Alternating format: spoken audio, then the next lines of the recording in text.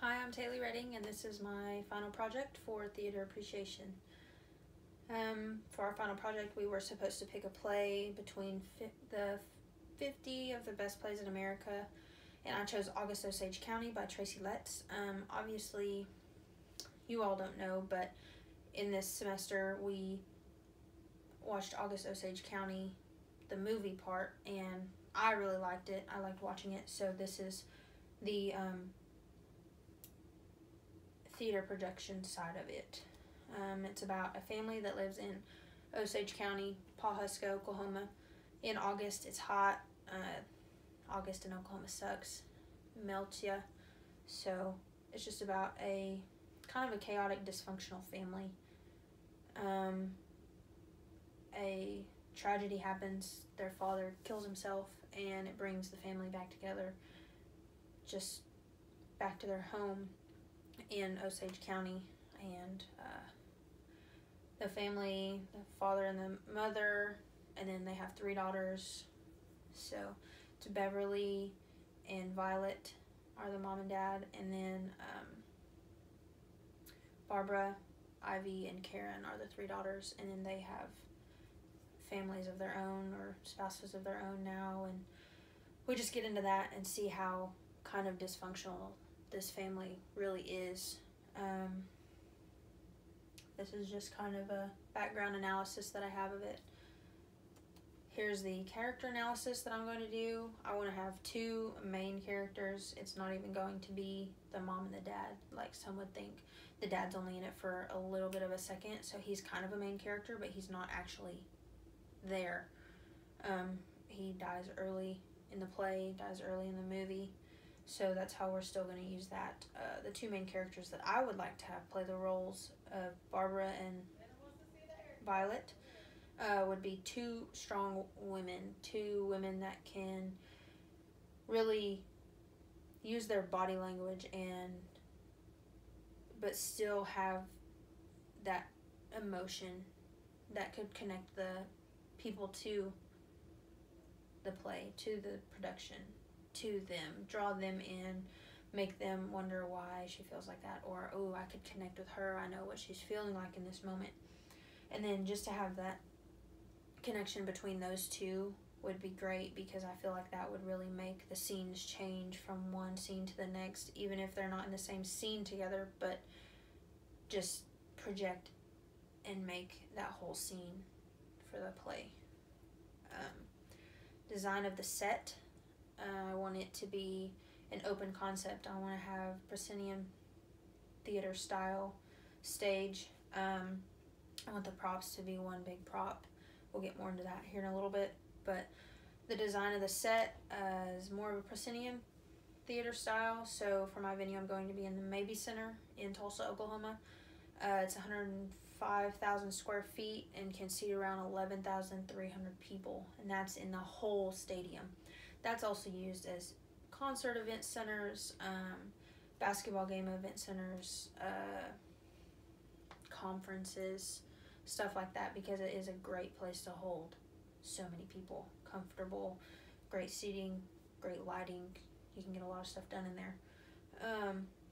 There's also an addition of the conference and banquet center, which can serve anywhere from events like meetings to large-scale banquets and receptions. That's just another part of why the Mabee Center would be great. You could have a reception after the play, or just costumes and more setting stuff, more prop stuff. If something malfunctions, we could have an extra in there and pull it out and use it. As for this type of stage setup, the Mabee Center calls it the Johnston Theater. We can have an audience around 2,700 to 2,900 people in there, and I think that would be great for what we're trying to achieve here. I think we could reach that many people. I think this would have a great turnout. I'm pretty sure it was a pretty popular movie when it came out. The play was in, with TRACY was in 2007, and the movie was in either 2013 or 2014. I can't remember right now. The costumes that I want to have for the actors, So I'll just go down the list. This is how I want them to be pictured. Just keep an open mind with me here. For Violet, an upper-aged woman. Simple colors, comfy but slouchy. She's a drug addict. Violet, she's had a history of being addicted to drugs. She's not going to dress up for anybody. She's a very strong-willed, opinionated, hard-headed woman, and she's going to be comfortable. She's in her own house. She can do what she wants. Barbara is her daughter, a middle-aged woman, a mother, comfy yet sophisticated. She'll have more of the mom style, so jeans and casual shirt, maybe a cardigan. Charlie is an older man, cowboy style. Bill Fordham, Barbara's husband, business casual, kind of more of a city folk guy, not really country, so he's not really going to have a country style. He'll be more casual, nice dressed, well-kept man. Maddie Faye is Charlie's wife. Older woman, think of a gardener. A little button-up shirt, maybe a sheer button-up shirt, you never know, and some old trousers with some loafers or something on. A nice burnt-down shirt. Beverly Weston, Violet's husband, older man, farmer style. Jeans and a button-down shirt, maybe some boots. Keep in mind we're out in the country out here in Oklahoma for this play, so there's going to be more of a country style, but my side wants to keep it a little bit more modern, a little more modern country, not so redneck hillbilly country, if that makes sense. Steve, who is Karen's new man, he's a city guy. They live down in California or Florida. Lots of money, fancy car, fancy clothes. He's more of a suit and tie type. Nice pants and a suit jacket probably is what we'll see him in most of the time. Ivy Weston, the middle child, younger woman, boyish style. Not a whole lot of style with her. She doesn't dress up a whole lot. She knows how to roll. She's kind of quieter, so her outfits are going to be a little quieter. She won't stand out, so she won't pull a lot of attention. Jeans and a button-down shirt. Karen Weston, the youngest, she's the stylish. She's the more flashy, tight-fitting clothes.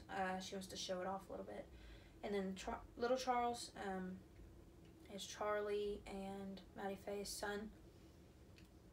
He's kind of a dry guy, tries to look nice, and older age, just because his father probably dresses him, tries to make him more like him, with a suit and tie probably. And then Jonna, she's the native woman that they hire to help Violet, to take care of Violet, because she's going downhill real fast. Comfy but casual clothes, maybe jeans and a shirt with a cardigan. All of these styles will be toned down with darker colors just to set the mood a little bit more. They're back at the house because of a funeral. They're not going to have these bright colors. Karen might be the only one that has bright colors because she's stylish and flashy anyways. She's young. She's trying to get that attention. So here's a few examples of what I want them to look like. Here's Steve, the flashy guy, younger guy. We actually find out in the play, in the movie, that he has previously been married 4 times, so he's got a lot of money. He doesn't really care about, I guess, the important things other than money. Maddie Faye, this is a little bit more modern for Maddie Faye. These kind of look similar, Barbara and Maddie Faye, but almost the same. Maybe Maddie Faye in more of an older woman button-down shirt, more country button-down shirt. And then Jean, this is actually the same picture of Jean out of the movie. We'll just keep her in this style, slouchy, dark-colored, rebel teen. And then Charlie, he's more of a nice working type, button-down shirt with some nice pants. And then technical work isn't going to be that special. Lighting might be the biggest thing. We're not going to have a whole lot of background noise at all. Maybe a little elaborate on lighting just for like nighttime stars or something. During the day, when scenes change, maybe a spotlight will go more and focus on Maddie Faye over here or Barbara over here, and it'll fade so people draw their attention to this side of the stage. Props will be one big prop. we'll have one piece and an open concept so that we won't have to close curtains multiple times for different scenes, different times of day, different lighting. They'll probably have 3 costume changes. I think it'll go out for 3 days, maybe 4 costume changes, I'm not sure. So we could just have them exit stage, go off, go behind, change, and come back in on the right scene and day that they're supposed to have their part in. Sounds will be subtle background noises such as cars driving by and maybe some birds outside. Country, you're going to hear some cars and birds going by all the time. Nighttime sounds will be more of the tree frogs and grasshoppers, stuff like that, normal stuff that you would hear at night out here in Oklahoma. And then the theme song for the opening scene is going to be Lay Down Sally by Eric Clapton, the instrumental side. I don't want it to be too overwhelming as soon as we have the opening scene. I want there to just be music, and then I want it to be us talking. Or exiting, we'll have the music kind of fade in, and then that'll close out the scene, close out the play. So I'll play a little bit of that right now.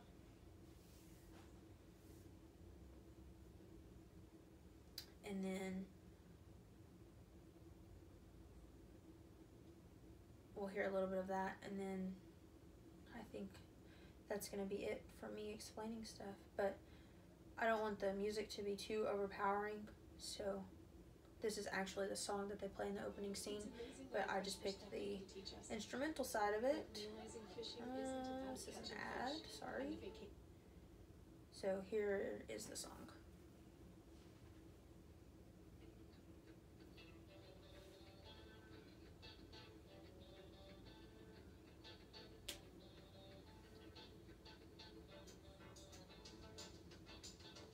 So it gives us that kind of upbeat side of it, sends us into that kind of chaotic emotion that's gonna start happening. So thank you for being here and watching my presentation.